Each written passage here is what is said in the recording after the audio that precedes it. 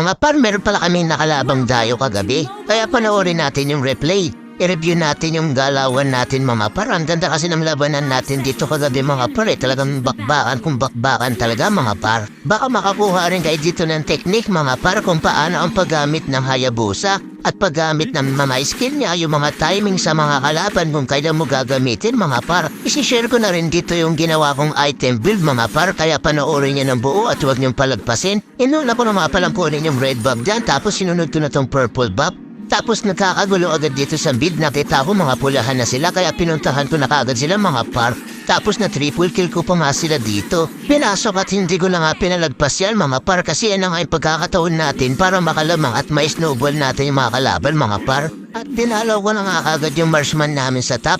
Ito ang dahilan kung bakit inuna ko yung red buff bago ang purple buff kasi nga yung marksman namin nasa top. Kaya ang una ko sanang dadalawin dito yung marksman kaya lang nagkaroon ng gulo sa mid kaya sila yung nauna kong pitasin. Tapos dito makakuha pa sana tayo ng double kill kaya lang hindi natin nakuha mga par. Meron pang natirang pakaperanggot mga par kaya punin na lang natin tong Spider-Man mga par. Tapos dito mga par lalabas na nga yung unang turtle mga par kaya expect nyo na kagad na magkakaroon ng gulo dito kaya ayun na yung mga dayo mga par nagsisugod na mga par para lang sa turtle. Ito kasi yung pagkakataon para lumamang agad tayo sa laban mga par. Dito naubos nga namin sila tapos nakuhaan na rin namin sila ng turtle mga par. Tapos dito meron pang pabonus na purple buff mga par. Hindi pa pala kinuha to ng jungle nila mga par. Kuhain na natin to agad mga par kasi baka nga dumating pa yung jungle nila at maago pa to. Sayang din to mga par. Kaya lang umabot pa yung jungle nila mga par na retry niya yung purple buff. Kaya hindi ko doon nakuha mga par kasi cooldown pa yung retry ko kasi nagkakagamit ko lang sa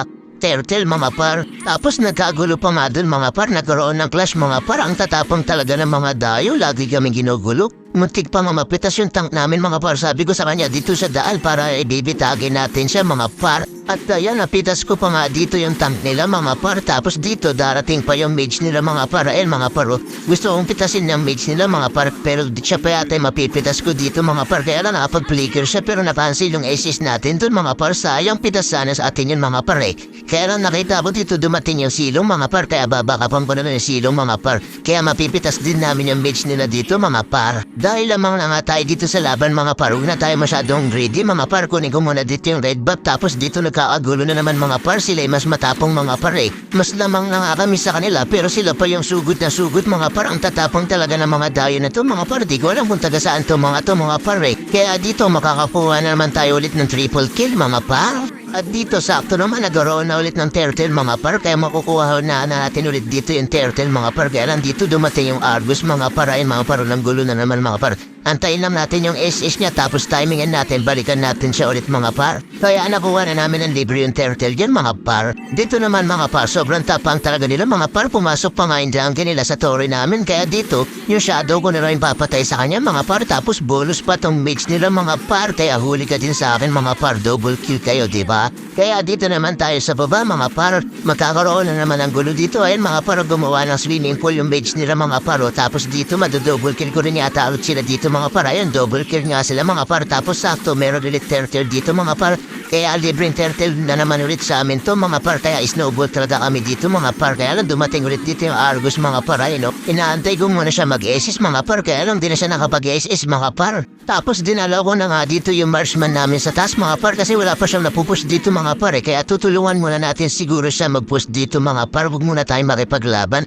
Push-push din tayo mga par kapag merong time. Baka mamaya kasi awain na naman tayo ng mga tropa nating mabababait mga par. Sabihin puro kill lang tayo, puro kill ka naman. Walang push-push. Pagkatapos natin tumulo sa pagpupush mga par, dito naman tayo sa mid mga par kasi nagkakagulo na naman dito mga par. Kaya madodouble kill ko yata sila dito mga par. Kaya alam naunahan na po ng nana namin. Sobrang lakas naman ng nana namin mga par. Fast forward tayo mga par. Nagkaroon na naman ang gulo dito sa may river mga par. Ito na yata yung tunay na bakbakan dito mga par. Ayun, dumating pa yung silong namin mga par. Buti na dumating din mga kampi natin mga par. Tapos timing ngayon ko lang dito yung mga skill ko mga par eh. Tapos napitas ko na din dito yung mage nila. Tapos Napitas ko din dito yata yung marshmallow nila. Ayan, mapipitas ko pa nga dito yung marshmallow nila mga par. Inabangan ko yung shadow niya. Alam ko babalik siya dun mga par eh. Tapos dito hinabol ko nga dito yung tank nila mga par. Kasi ba mamaya mamenya ko pa nga mga par. Tapos din namenya ko nga mga par.